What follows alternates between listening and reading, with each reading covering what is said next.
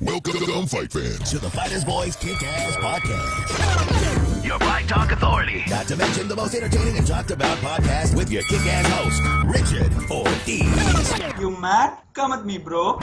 And his loyal kick-ass co-host, Senor Cole Escovedo. Streaming live and worldwide. Coming to you all the way live from a little place somewhere in Cali.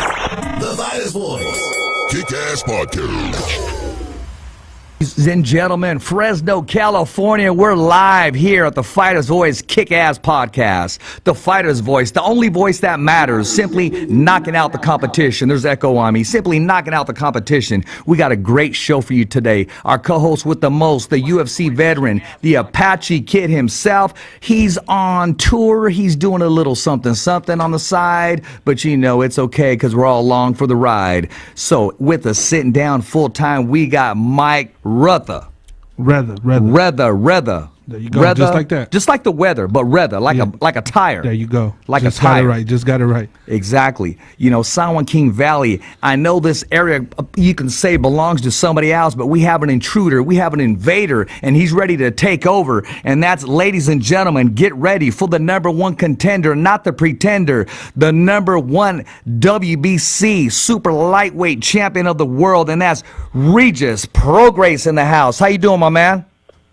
I'm good, bro. What's up with it? How y'all doing? Oh man, we're doing good, man. You know, it's been a while since we talked about getting you on the show, but it's been a while that you're finally on here, man. First, I'm glad to be on, bro. You know, of course, I got a real busy schedule, but you know, I made it today. You know, you got a busy schedule. My mic's a little loud. You got a very busy schedule, man, because you're over there beating up people at Big Five, man. What's up with that?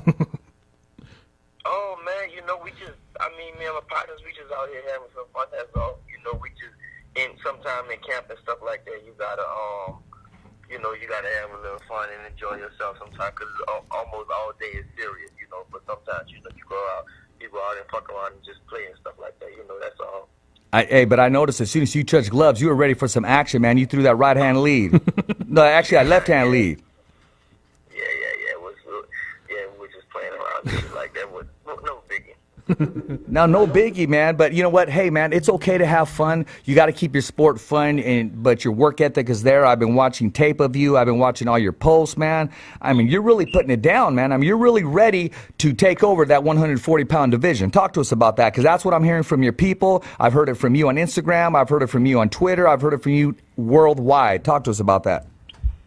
Yeah, well, I mean, to be honest, I already feel like I'm the best at 140, and most other people think I'm the best at 140, and I'm not even a full title holder yet. You know, I don't even have the full, a full title. I'm the WBC Diamond super lightweight champion, and of course, you know, y'all got Jose Ramirez out there in Fresno. He has the full WBC title, and then you got Ivan Marenchek with the IBF, and Maurice with the WBO, and the dude I'm fighting next, which is Career Relic, he has the WBA.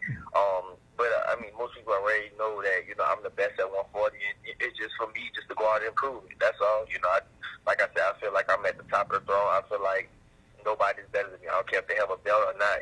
That the belt and stuff like that don't matter. I still feel like, and I know that I am the best right now at 140. So all it is, I got in the tournament is, I got, like I said, I just got to prove that, go ahead and win the tournament, do what I got to do in the tournament, and then after that, see what's next, basically. Just keep proving I'm the best. That's good confidence to have, and by knowing your personality, from hearing from my partner Mike, because you and him go back and forth, he's always said that you definitely have the motivation, that you definitely have the confidence, but from what I'm looking at, you actually even have the tools, man. I'm loving that footwork that you have. Oh, yeah. I mean, the thing is, I can do everything.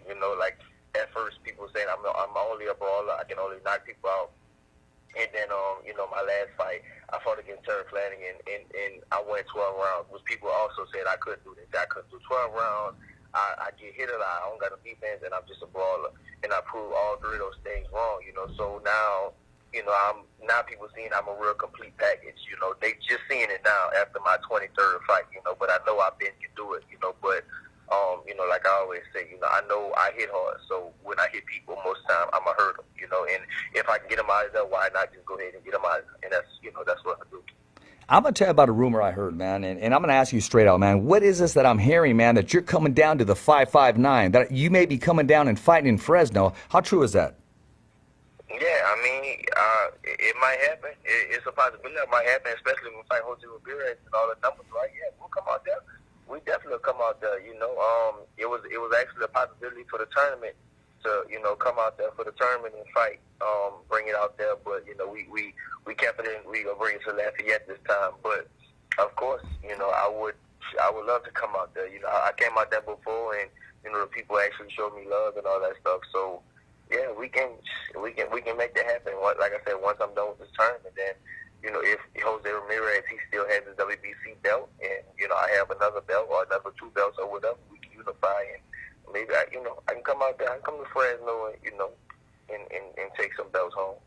I didn't even know about the bouts or the titles. I was just hearing that you were going to be on a card in Fresno. I mean, I've been hearing that strongly, and I actually heard it from another person today. I'm not going to be I won't be on the card in Fresno. If I'm a main event fighter, so if I come, I'm going to be the main event. So, of course, it'll be me versus Jose Ramirez, basically. If I come to Fresno, it'll be me versus Jose Ramirez, or it'll be me versus somebody else, but I will be the main event. I would not fight on nobody else's undercard in Fresno. Well, why don't it just be you and Rick Meridian? Because you guys are going at it on Instagram, man. Me and Rick, we could definitely go at it. Hey, but I'm gonna be honest with you. By being a pupil of the sport, man, I got him winning that first round 10-8, man. He just came at you, my man. You gotta win it. Oh man, that's really he good with the words and stuff like that, but I'm good with the hands. That's cool, man. It's always good to have fun, man. Yeah, I mean, you know, he's doing what he got to do, you know, representing his fighter and what have you. But I got to ask you this, man. Let's talk about that tournament, because I've been hearing different things. How is that tournament progressing? It's happening. I'm fighting April 27th. Or how should I say, how is that tournament progressing? How is it progressing? I mean, how is it happening, man? How is it moving? How is it going forward? It's going good. Like I said, I'm fighting April 27th. So, as far as I know, everything is going good with the tournament. You know, it was like rumors around that it won't happen and it's gonna be this and it's gonna be that. And I know some people didn't get paid, which I got paid early, on time, and stuff like that. But I know other fighters and stuff didn't get paid and stuff. So, but from what I know, it's happening, and I'm still in the tournament, and I'm fighting. My next fight is still in the tournament, April 27th in Lafayette. There you go. We look forward to that. Mike, I got to ask you a question. You know all the fighters that are be competing in the tournament. How does Regis fare on winning that whole thing and winning it convincingly? I told you from day one I thought Regis was going to walk away with that tournament more than likely without really a challenge. That's just how I felt, and I've told him that before as well. So you've had conversations with Regis, and you guys both talked about Regis just sweeping through that tournament. Yeah. I thought his toughest fight would have been if he would have fought Martin, and then Taylor as well. But I still think Regis is just the complete package in that tournament right now. There's no one there. I really wanted to see him against Ivan. I hope Ivan does come back into the tournament. I know he's saying he's not going to go, but I've always thought it was Regis that was going to walk away with that tournament, hands down. Regis, when it's all said and done, and this tournament's done, where do you see your standing? Where do you see yourself as far as public demand? I mean, after this tournament, you know, it's some of the best fights in the world in this tournament. So, right now, a lot of people consider me the best at 140, and I do consider myself that, but at the same time, I still really want to prove it. You know, I still haven't fought all the belt holders, you know, so I still want to fight every person with a belt, you know, and at least in this tournament, you had, of course, Ivan Barancek is not in it before, but you got Carol Relic, which has the WBA. You got Josh Taylor, and I feel like he's the second best compared to me right now. After me, I feel like he's the second best at 140. And you had Ivan Barancek, you know, and so I feel like the person that wins this tournament would legitimately be considered the best in the world at 140 pounds, you know, no matter who else is out there, you know, because of the competition that's in the tournament. You know, a lot of people, you know, a lot of other people with the belts and stuff, and, you know, they just not fighting. It's not fighting the best versus the best, you know, and they not fighting top competition compared to the people that's in the tournament, you know, so I feel like, you know, the winner of the tournament that's why I joined, you know, because I do want to prove myself. I still want to keep proving myself that I am the best in the world at 140 pounds, you know, so, you know, that's kind of my thoughts on the tournament. You know, I know at one time you had your, and we'll talk about it briefly, then we'll recap about last Saturday's event. I know you had your sight on Mikey Garcia, and is he someone in the future you would still like to share the ring with? Of course. I always say that. I always said I want to, go fight Mike Garcia. You know, it was about 6 months ago that I said, in the next year and a half, me and Mike Garcia might be one of the biggest fights in boxing. Unfortunately, I knew he was going to be one of the bigger names, but, he fought Errol Spence, so I still want to fight him, but I don't think he will take a fight with me so soon. He probably got to, contemplate what he wants to do next. So, we'll see. But I still want to fight him. He shouldn't definitely, shouldn't put his head down. He lost to Errol Spence. I knew that was going to happen. They're the strongest welterweight in the world right now. He's a lightweight coming up. So, he did good. He should hold his head high. But, I still want to fight him in the future, hopefully.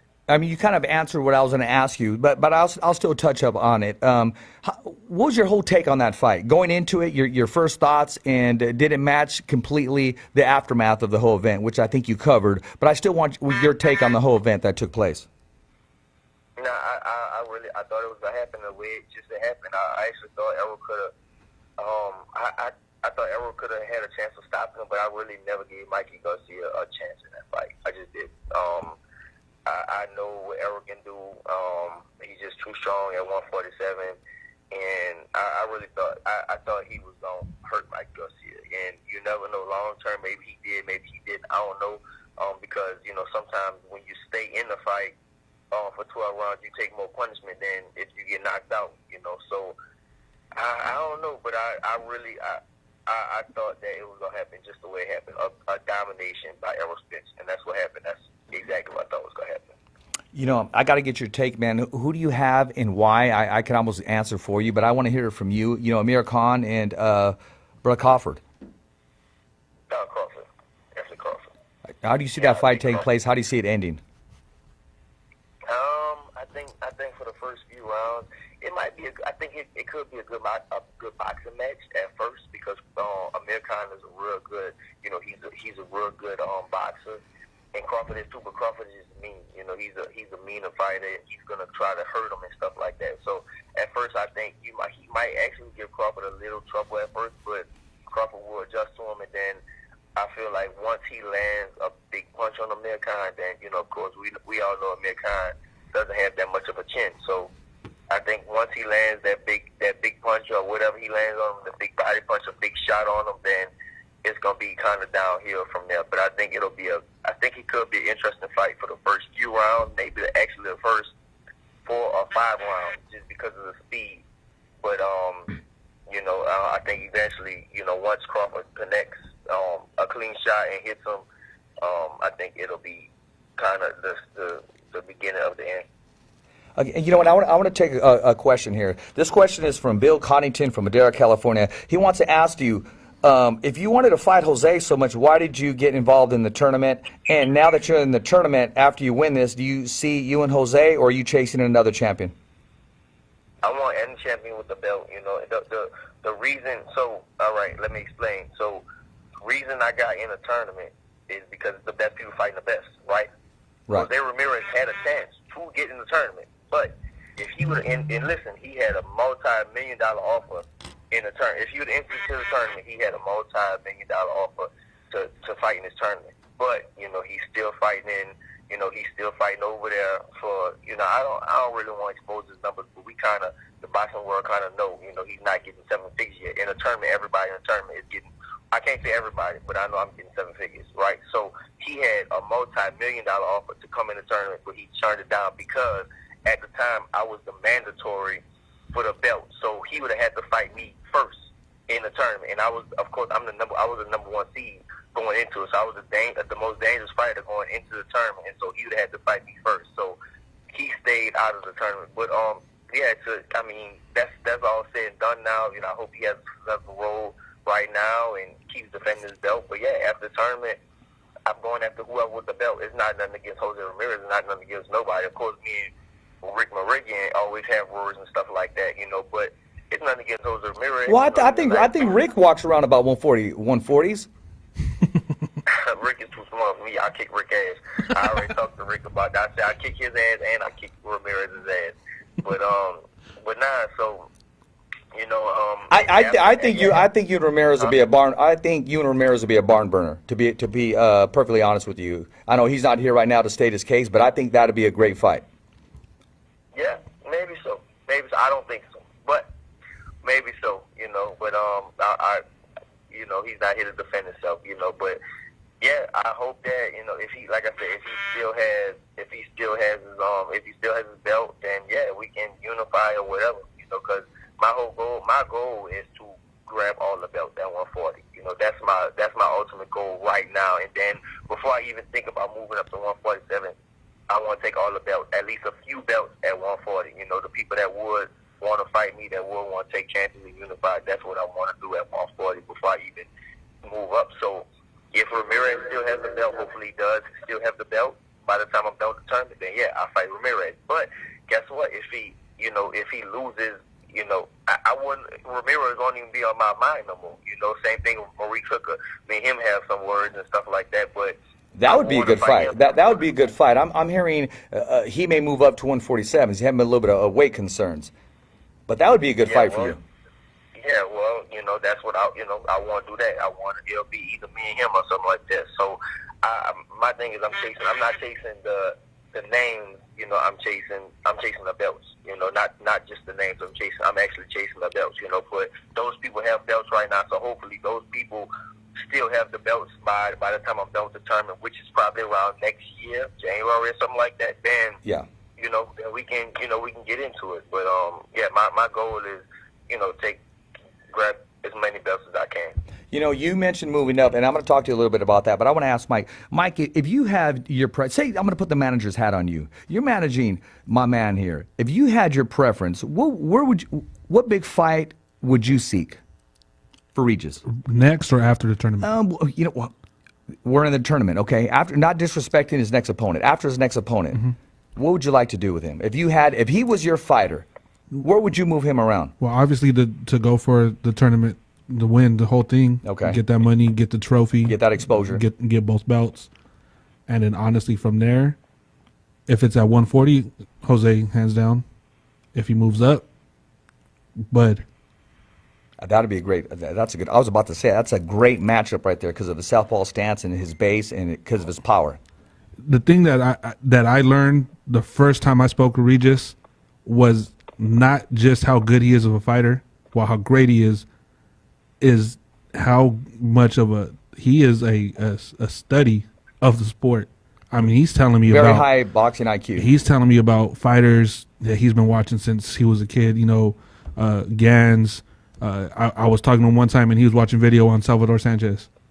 Oh, that's right. And I mean, he just has a history of everything. Tyson, Customato, the reading that he does on all these people, and that's rare to find in someone these days to have that type of knowledge and to know to go back and forth and just see everything from different fighters. Well, you got to have knowledge not just inside of the ring but outside of the ring. You got to be a student of the game, and also you even got to rehearse for life after boxing as far as commentating, matchmaking, because a lot of fighters want to stay in this sport. I don't want to say the game, in this sport a little too long, which in Regis' case, his mental part of the game that he can offer fight fans. Oh, yeah. I mean, he could definitely be a promoter because he knows what's going on. He could be a matchmaker. He can be an advisor and, a commentator. And he's a historian. Or he could be a host here on the Fighter's Voice Kick-Ass podcast. How does that sound?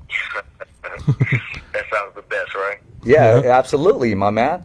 Hey, you know what? I want to ask you this because you talked about moving up, and Crawford bounced in my head because I'm always looking at good matchups.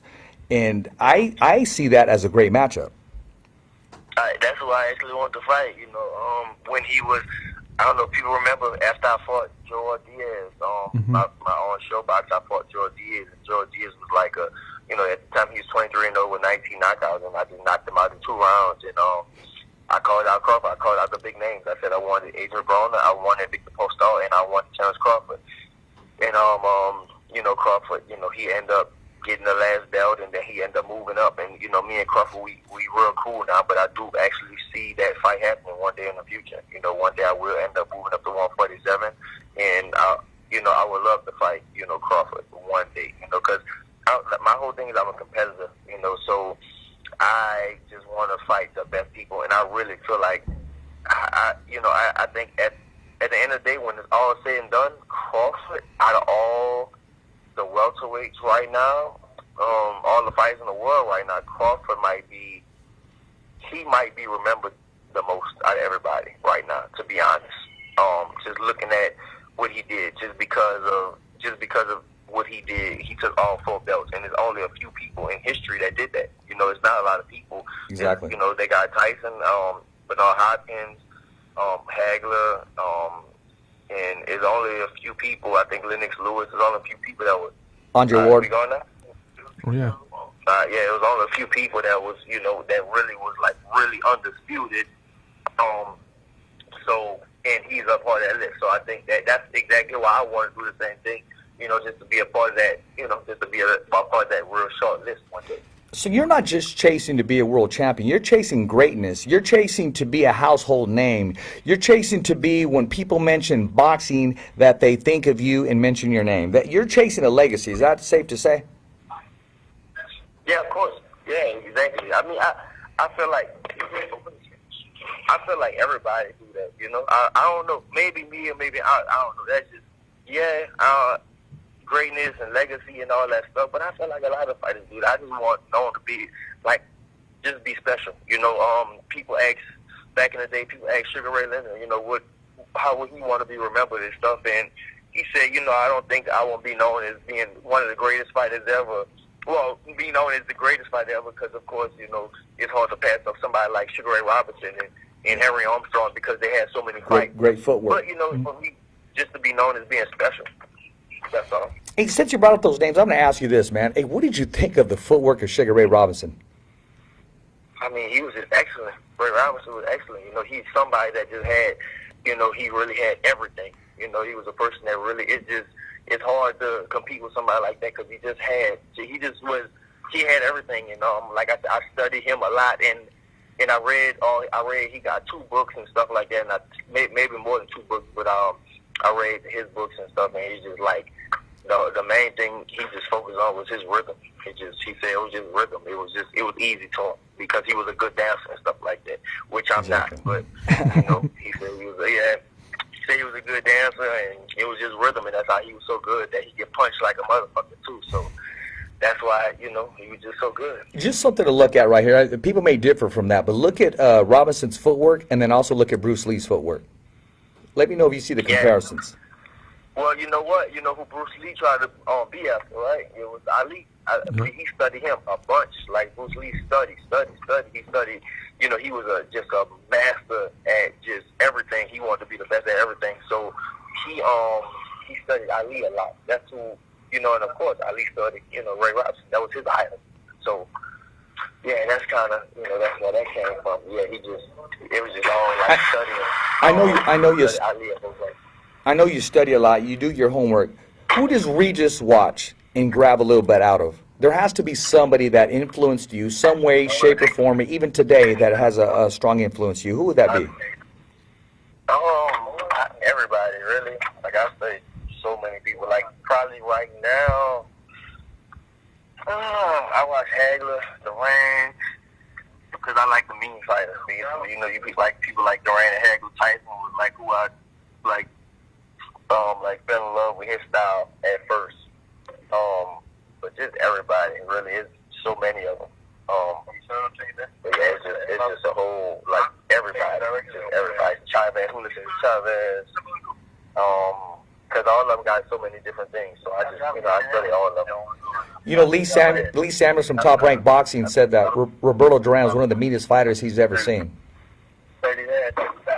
I'm sorry, what you said? I said Lee Samuels, Hall of Famer from Top Rank Boxing, he said that Roberto Duran was one of the meanest fighters he's ever seen in his life. Yeah, of course. Duran was so mean. I love Duran's style. Like his whole style. I love Duran's style. That's probably like the fight I watch more than anybody else. Like, and then another one's Pernell with as a top great. Oh, yes. Crafty. Very crafty, very slick. Huh? I said he's very crafty, very slick. Yeah, you gotta watch him. As a southpaw, there's no way you don't watch him. Every southpaw ever should like at least study Purnell and some a little bit. You know? Yep. Mike, if you had to put the comparisons, who would you compare Regis with today or even yesterday? I honestly don't have someone to compare him with because how he said he takes from everybody and he's put it into his own style. There's the mean streak, honestly, is maybe early Tyson just because of how quickly he can get somebody out of there. That one with Joel Diaz was one of the most impressive things I've seen because I thought this is going to be a great fight. It's going to be, two top prospects, and Regis went and sat down after round one and was like, all right, I know I'm going to finish this right now. Regis, where does that mean streak come from? I mean, is this something that you were born with? Did you ever play football? I mean, did someone take away your toy when you were little? What was going on? Where did that come from, man? I played football and all that. It's just something you born with, I guess. It's just something like, it might sound bad, but like hurt people. Like, I don't know why it just sound bad, but yeah, like I like getting in the ring, hurt people. I'm glad like I'm a fighter or whatever. Like a boxer can just not like I'll be on the street doing the same thing. I just like going out to hurt people. And like one thing I like to do, like wrestle and play rough and grab people necks and all that type of shit right now, So I always tell people like if I would have found before I found boxing, if I would have found like MMA or something, I'd probably be doing that because that's more like more me anyway. Because I'm rough as shit. What is a day like for Regis? A normal day, a non-training day. When you're not training, you're not preparing for a fight. What's a normal day like? Man, my days, it really, as far as a non-training day, like when I ain't in training camp and stuff, usually I still go to the gym, to be honest. But if I don't go to the gym, if I'm in a different city or different country or something like that, it really depends because I just get into whatever. I'm the type of person, I just go with the flow and go whatever. Like somebody might say, let's do this, and then I'll be like, all right, let's go. So sometimes I might be in New Orleans, sometimes we in a different country, go to Brazil or Mexico or something like that. It all depends. I can't even give you a normal day because shit, my days ain't normal. It's just whatever. I just go with the flow. I was talking to. Okay. No, I'm sorry. Did I cut you off? Nah, you come here. Okay. I was talking to the son of a Hall of Famer, son of a legend, Hector Macho Camacho Jr. I was talking to him recently, and he said, "Don't sleep on Regis." He said, you can put all the hoopla about everybody else that's doing pay-per-view numbers and what have you. He said, don't sleep on him. And that's not the exact word he said, but he said it in a good way. He said, don't sleep on that, that dude right there. Yeah, gotcha. So even a son of a legend recognizes your talent and your drive and your tenacity. How does that make you feel? I mean, of course, it makes me feel good because, people recognize, who I am, what I can do. I've been doing this for years and years, so now people start to actually recognize, but of course it feels good. So, I'm gonna touch up on this, Rona. No, and I know it's all business. How much of it is genuine as far as early on comments that you made towards Jose Ramirez, and how much of it was just business, and how much of it was just he was on your radar because he held a belt? I mean, I'm sorry, you there? Regis, did I lose you? Cut off. Yeah, I think we cut off, but hey, maybe he'll say by the bell. I'll give him another call. I'm going to give him a call back. That was a good question. I wanted his take on that. He was about to get in on that one. No, right now. he was, and I appreciate that. I mean, and, people want to know. People in the 559, they want to know. We have an opportunity to ask a question that a lot of people want to know. So we'll see how this goes right now. Yeah. Sound like he was doing something in the background, huh? Kind of working on something.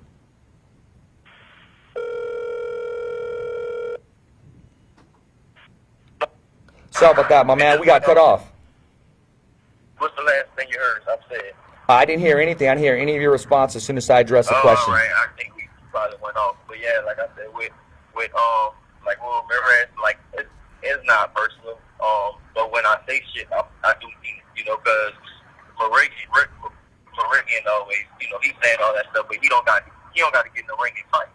Ramirez got to get in the ring and fight,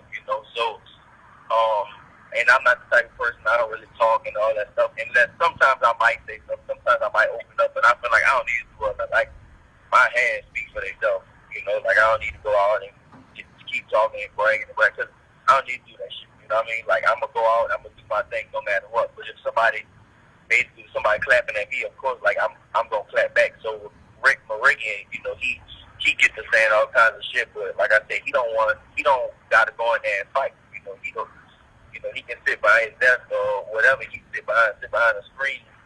And Ramirez got going there and fucking, you know, do the fighting and shit like that. But everything I said about it, I'm serious about it. It's not personal, but I just felt like I was always had like a little beef with Ramirez just because, you know, he got something that I want, basically. He got the belt that I want, and I feel like I feel like I was supposed to have that belt first, basically. If people don't know the story behind it, at the time, I think it was Amir Ahman was ranked number 1.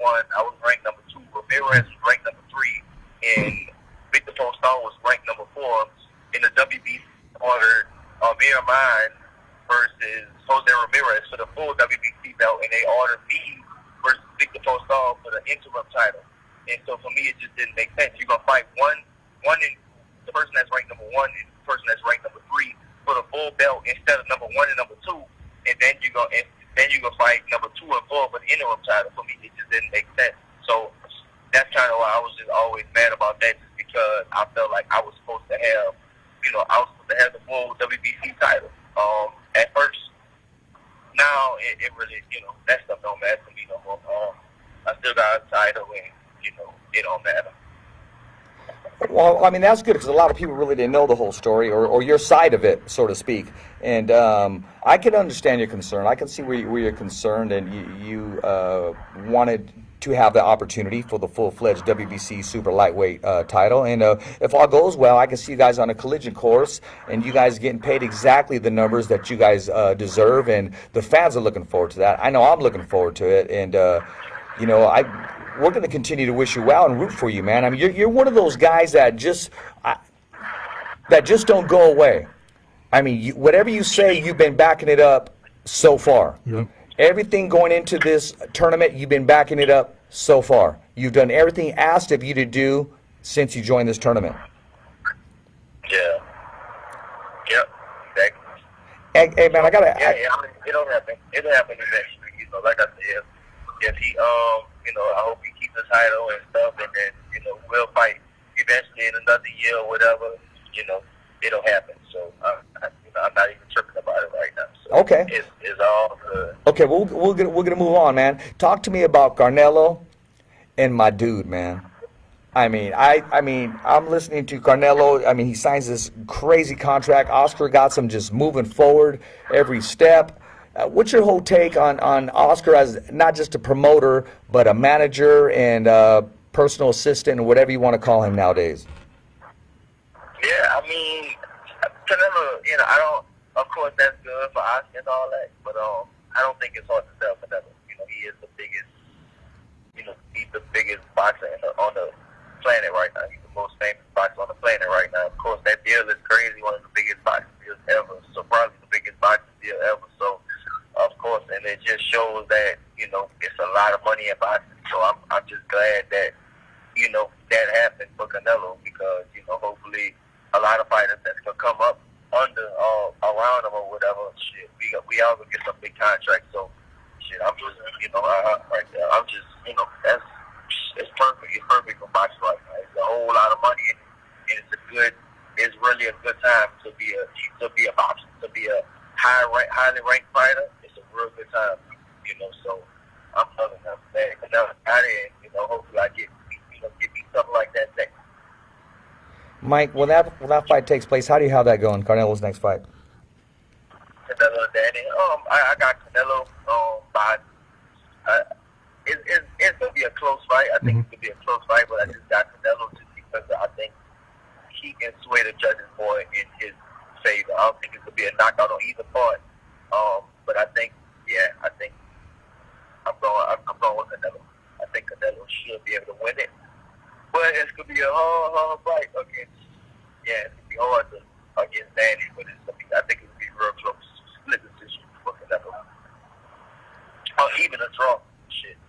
Danny is so that good. Yeah. He is. He's underrated, so to speak. He just happens to be in a mix where you got a lot of top contenders. And I'm going to touch on. You said it's great to be a fighter. Anywhere from 140s to 147. My gosh, it's dynamite. Yep. It's heat. Exactly. I mean, even bigger than that. You got from smaller and bigger. You got from 30, 35. They got big names in 30 to 35. Yeah. 40, 47, 54, and 60 right now. So it's just heating up right now. Like boxing is just heating up, and it's just like a real good time to be a top rated fighter, top rated level fighter, because it's a whole bunch of money to be made for everybody. Mike, what do you got for Regis? Regis, I know you got the tournament on your mind. Once the tournament's done, I know you're not signed to a specific, platform. How many offers do you think you're going to be fielding once that tournament's done? Well, I got offers on the table right now, bro. To be honest, I already know after the tournament I'm gonna have even more, they gonna even expand. So, but I got offers on the table right now from all those top networks. Even if I want to, if I want to pull out the tournament and go that way, I can do it because I got offers already. So, but my whole thing was just stay in the tournament, get the fights out the way, get these fights out the way, and then those offers are gonna turn to even bigger offers. So yeah, so we just gonna sit down with the management and see, what's the best deal, what's the best offer, what's the best deal, and, go that way, I guess. I got what I think is gonna happen, just because this is the way. If it all goes well, I see you, Jose, Bulldog Stadium, maybe March or April of next year. The Bulldog Stadium? Yeah, like 45, 50,000 people there. Yeah, we'll see. Whatever happens, I might get a bigger. Hopefully, it'll be a big fight like that. But like I said, we'll see. Hopefully, I'm gonna go for just like the biggest. I think the biggest fight at 140, especially if he has his belt and I have my belt. Then yeah, we do whatever. But I think might even come over there, go to Vegas, go to New York, whatever. And I know you've told me before you would love to fight at the Superdome. Yeah, of course. That's definitely. Yeah. And you would love to fight overseas as well, right? I remember you told me that, and then you also said about fighting. I believe you said somewhere in Central America before.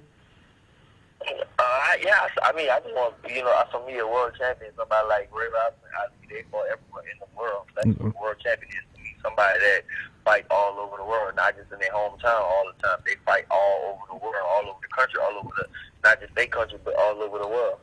That's what a real world champion is for me. And so, of course, if I can go, go fight somewhere else, especially you got places like the UK and, that they just love boxing over there, or Mexico, that who love boxing. That's what I want to do, one day eventually. So I know once I get, one of the, pick up a few belts, and yeah, I'll travel around the world and start fighting, start traveling and fighting all over the world. Hey, I want to ask you this, man. Fans want to know, man, who's your favorite football team? I know where you lived at, so I just want to hear it from you. Oh, really? You can't ask me that, bro. Hey, man, it's a question the fans are asking me to ask you, even though I already know the answer to. New Orleans, bro. New Orleans, huh? There you go. Yeah, you guys should have seen this post. He was calling out the referee after that game, man. Oh yeah, I remember that. And Des Bryant, man, went down at practice. First day. We were supposed to be in the Super Bowl. They fucked over us. We were supposed to be in the Super Bowl, but they fucked over us with that call and all that shit. But it was messed up. Are you a UFC fan at all? Do you watch any UFC? And if so, who are some of your favorite fighters out there in the cage? Shit, my favorite fighter right now is Derek Lewis, the Black Beast. He's from New Orleans. Yeah, that's a big boy. They train together.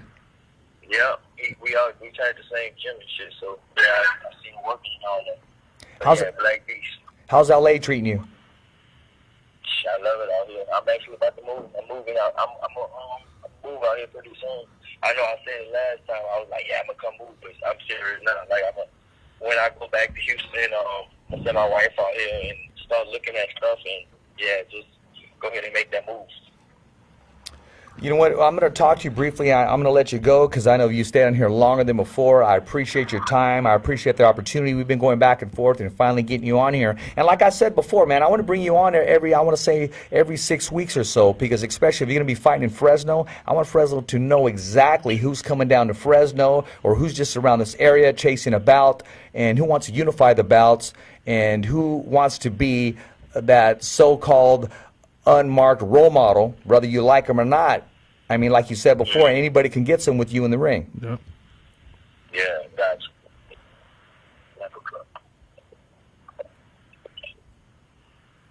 So am I pulling you from working out right now, or what's your day like this evening? No, you good.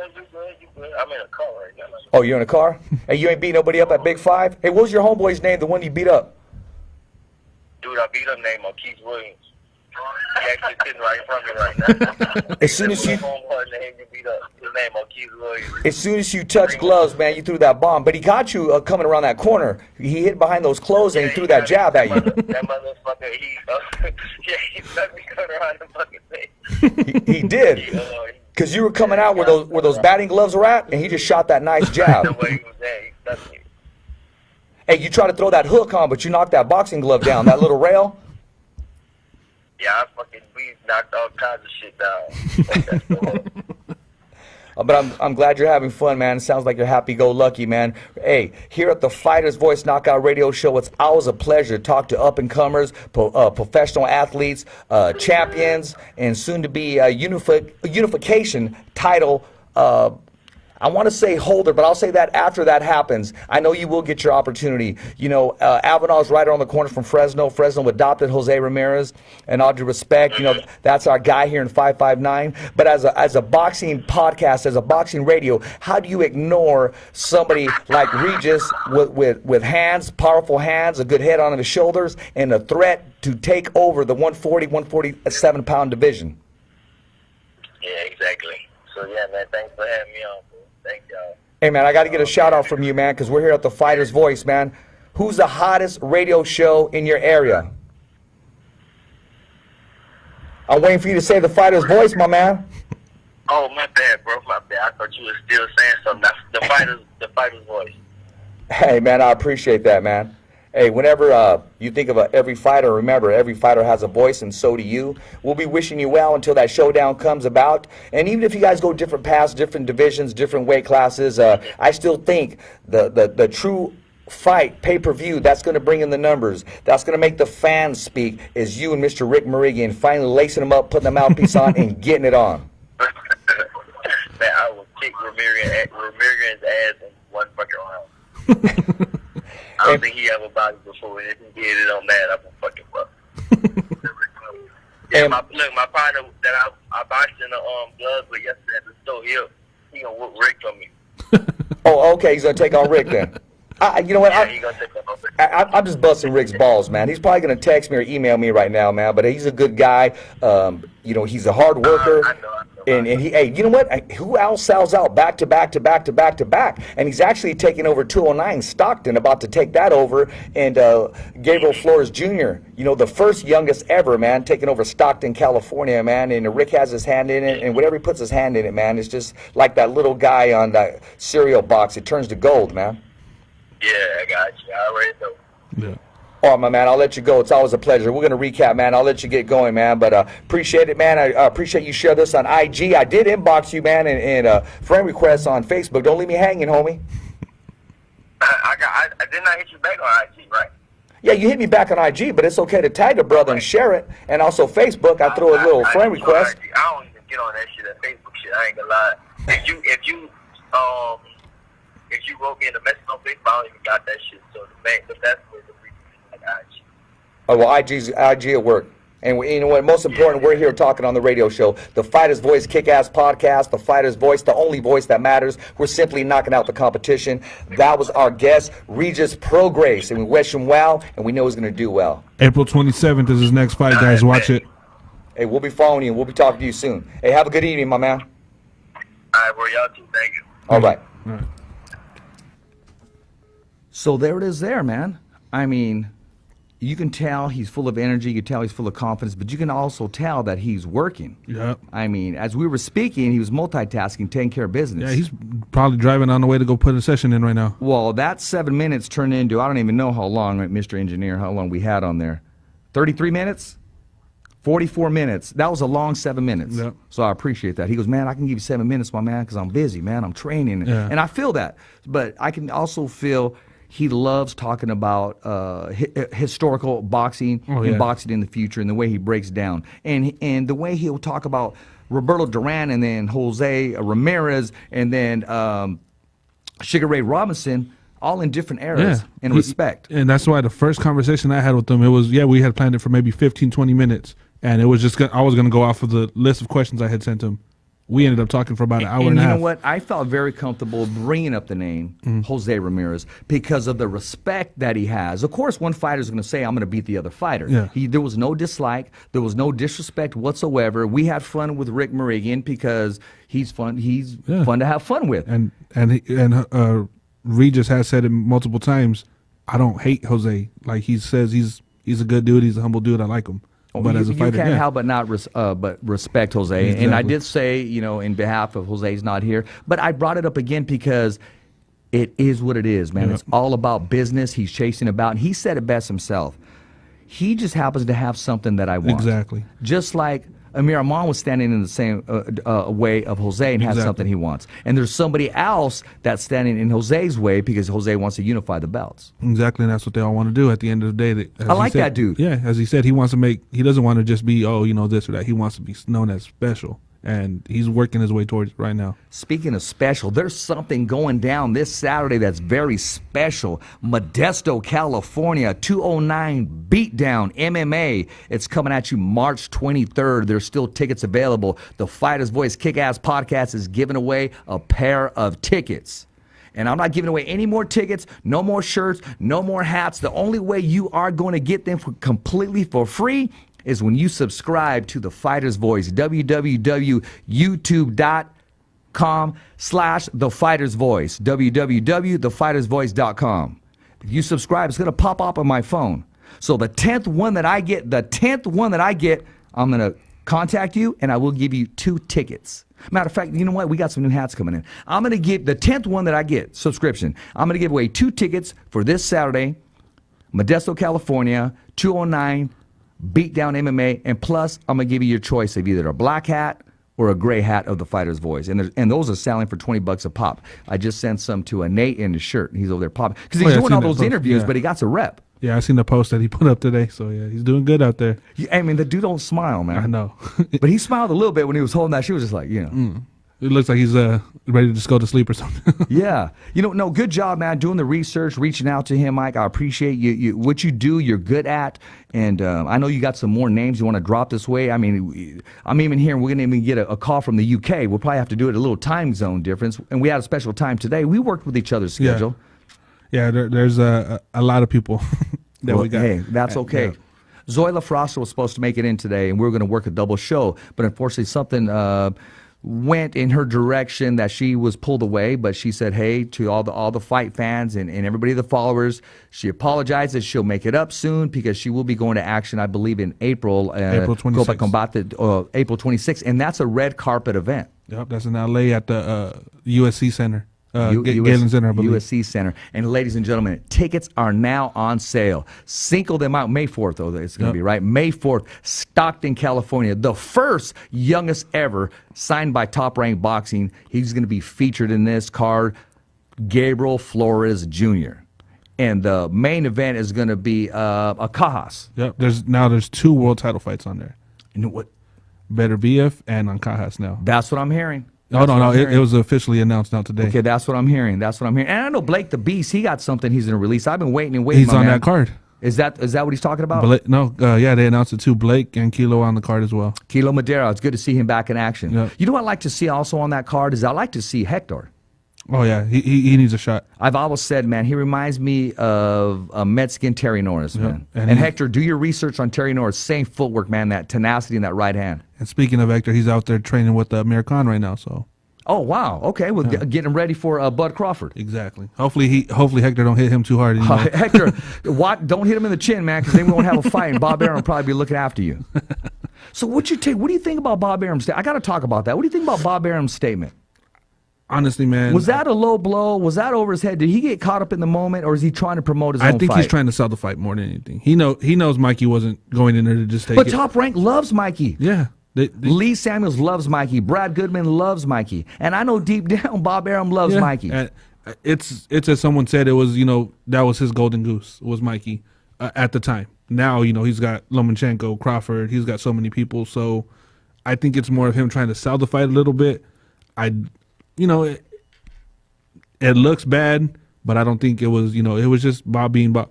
And honestly, at the end of the day, Bob don't give a damn how you feel. No, he don't. But I don't think he meant it, to really piss somebody off, because he's got a relationship with Robert as well. Yeah. So I don't think he meant it as to that extent. It was just Bob just tweeted something trying to, sell his fight. I know, but I can see the OG, Mr. Garcia, lacing him up, saying, Bob, let's handle this. That's You're talking about me, home. Yeah, so. You're right. Yeah, when I seen that was my first thought. I was like, oh, man. But then I was like, it was funny because he says that, and then you look at the responses, and they got videos of Khan each time he got knocked out. Yeah, Amir Khan, great boxer. He just, unfortunately doesn't have that that chin. Yeah, and then, there's many fighters that, like David Price from the UK was a touted heavyweight prospect.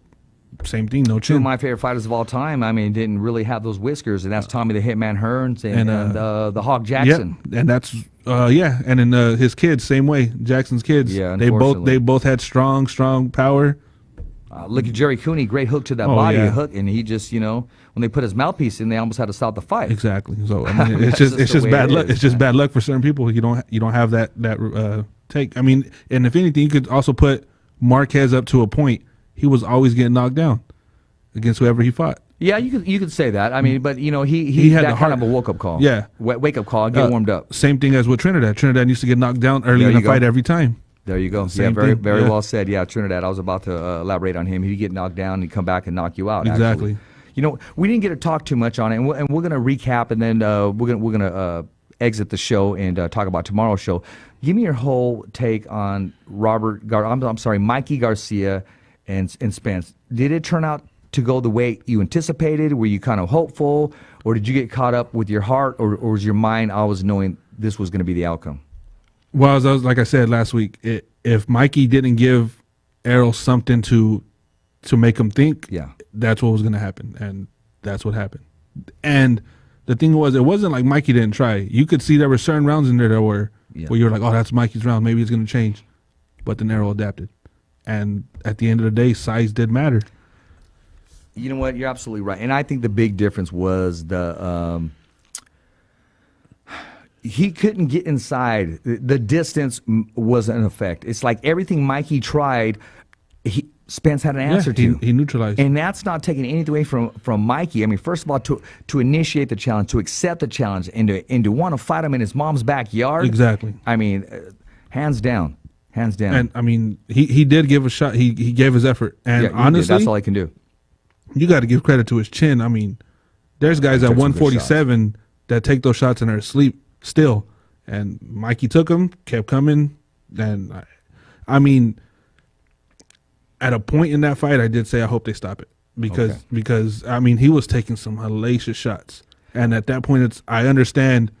As a man, you're like, no, I want to go all the way through. Yeah. If you're going to beat me, you're going to knock me out.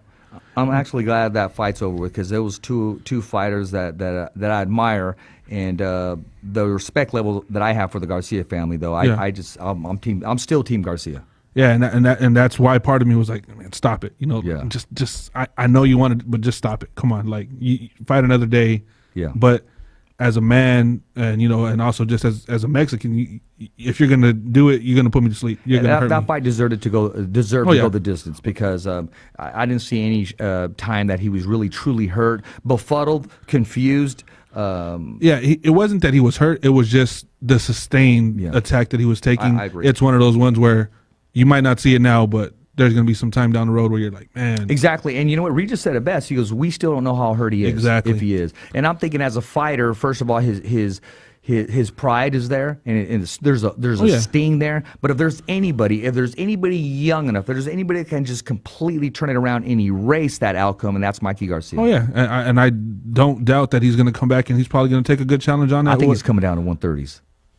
His best weight for me is 135, and that would be the Lomachenko fight hands down. That's what I'm talking about. 140. Now, if he's at ringside in April watching Lomachenko, we know exactly what's going on. We're rooting for you, man. I want to see that happen. And then if it was at 140, I think that one would just be too hard right now because of. I want to see him in Regis. Oh yeah, but I mean, who else is at 140? Who he trains with? Oh, and that's why I don't think that will happen at 140 right now, unless Jose moves up, and Jose can. I spoke to the late great Emmanuel Stewart, and he said, Richard, there was no way I was ever going to let Tommy Hearn spar with Michael Moore. Yeah. And he said, and they wanted to. And I remember there was some gentleman in the background goes, oh, well, Moore has that big left. And he turned around and said, have you seen Tommy's right? Enough said right there. Yeah. So, I mean, no, you let two wild. Iron sharpens iron, and we're going to let iron sharpen iron, and that's going to be and they've sparred together already. I mean, we've seen the pictures. Absolutely. So, I mean, I love it. But Robert's not going to be like, yeah, I want you to train, I want you to go and fight him. That would be hard for Robert. That would be hard for Jose. That would be hard for Mikey. Robert's a true professional. The very next day, he was back in the gym. Oh, Robert was in New York. The very next day, working. He was there Sunday morning in New York. So, I mean, Robert is hands down top 3 trainer in the game because of what he does. And I will say this, that interview with Mikey Garcia was the most views, the most hits. I appreciate that, man, showing the love and respect. I mean, he hit the thumbs up before I even did. Yeah. I mean, so I'm surprised. I'm like, class act, man. Yeah, I mean, warm dude, man. Yeah, Mikey's a good guy, and again, just the respect that you have for him, it was like, I don't want to see him get hurt. But he took it, he fought like a man, and there's nothing you could take away from him. Spence, I don't want to hear anybody say, oh, it's because he was – no, Spence put together a great game plan. Yeah. He outboxed Mikey. He outmaneuvered Mikey. He did everything he had to do to win that fight. That was a great performance. That was a great performance. Yeah. I agree. Hey, Cole Escovedo, the coach with the most, UFC veteran, to be back in studio tomorrow here on the Fighter's Voice Knockout Radio Show / the Fighter's Voice Kick-Ass Podcast. Mike will be back tomorrow. Tomorrow, we're going to have fun. Tomorrow, our guests are kind of up in the air, so I don't want to throw a name at you. I just want to surprise you. Remember, we're going to give out a pair of tickets and a Fighter's Voice hat. But you got to subscribe to the channel. That's www.youtube.com, The Fighter's Voice. www.thefightersvoice.com. The 10th subscriber, I will give out a pair of tickets to 209 Beatdown this Saturday, Modesto, California, plus the Fighter's Voice hat. Yeah. Hey, and then just in general, there's a lot of action coming. There is. Combate's got 2 cards still coming, or they got the one in March. Can you announce those? Yeah. The one in March they got. Then they got the one in April. Then they got 2 in April.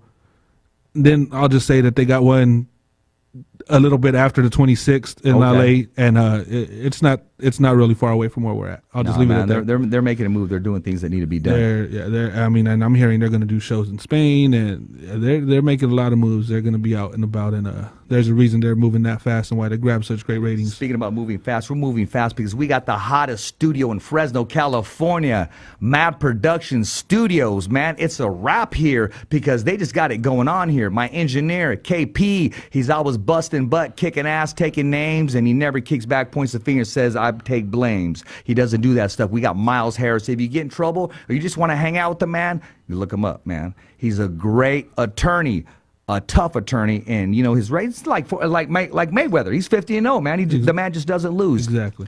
Dr. Batista, man, he's making it happen. He's taking care of you. Dr. Guzman, really, you got to give blood. When I say give blood, because he works with all the fighters, all the MMA fighters and all the boxers. Also, a big shout out for Red Wave Tattoo. I just went to see Rico right now, giving out some nice things, man. I mean, go ask for the 10% Fighter's Voice discount. Dying Breed Apparel's in the house, rocking the hats, rocking the gear. Am I forgetting anybody? Yes, Bobby Salazar. Because I thought about food, man. Whenever you want to eat, you know what? I posted Sunday. Starting the day off right. I had some Bobby Salazar salsa, some chips. Oh yeah, a little cold one on the side. That would have been great on Saturday, but we had the wings, the bacon wrap hot dogs, guacamole. Hey, we had it hooked up on Saturday. I want to give a big shout out to Al Perez Jr. Hospitality man was on hit. Hector Macho Camacho Jr. And we had a good time, man. Hey, as always, it's always a privilege and an honor to talk to you, the viewers, the fans, and everybody. And as always, I dedicate this show. We're out of here to my son. Te quiero mucho, Richie. I love you with all my heart. It's a wrap. Thumbs up for Richie. Okay, fight fans, it's not goodbye, but until next week. Remember. It's always voiceography at its finest. So on behalf of Richard Ortiz, Cole Escovedo, the special guests, and all the crew right here at the Kick-Ass Podcast, saying hasta luego, babies. And always, thanks for listening.